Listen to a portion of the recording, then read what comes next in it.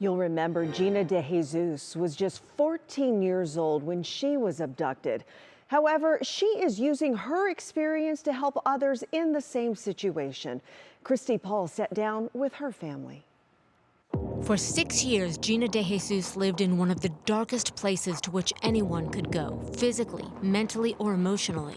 Held against her will, trapped in a house just 2 blocks from her family.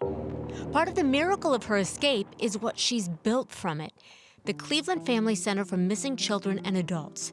It's her mission in tangible form to help other families suffering the same anguish, searching for someone they love. Gina's mother, Nancy, tells me that mission was born through the mental torture of her captor, who was so sinister. He wanted her to know how her family was suffering without her. It was her. This was her idea.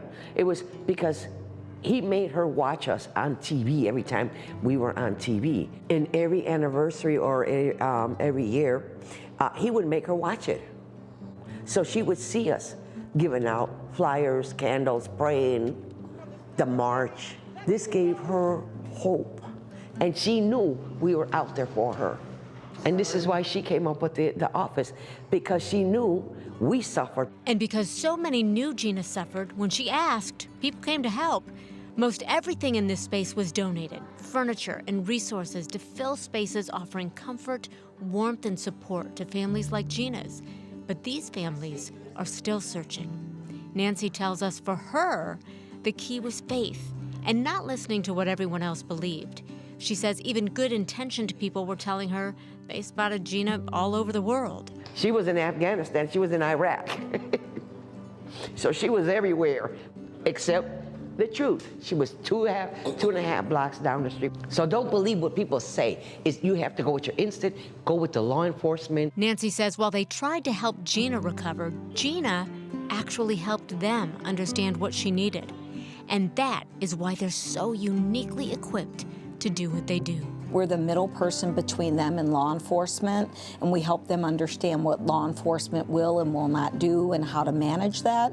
And then we try to get them partnered with other families who've been going through some of the things that they've gone through, right? So Gina's family is one of those families. Sylvia Colon, co-founder and executive director of the center, says in addition, they make flyers, help families get counseling, and remind them of one thing Sylvia says they forget most: the activities of daily living.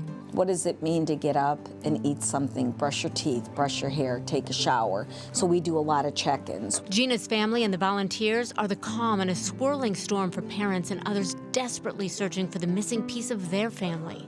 And their efforts work. They've helped find people and bring them home, in large part with the tool they didn't have when Gina was kidnapped. Social media, they say, is one of their superpowers. Our very first case, he was 13 years old, and the father had custody, and they couldn't find him. But because of the fact that we were constantly posting, constantly just having it up, his friends would see it. And what was amazing about that reunion was he was missing, I believe, for 9 days, and we found him on May 6th, which was like, it was weird because Gina was missing for 9 years and they escaped on May 6th. It was kind of a like, okay, we're doing what we're supposed to be doing.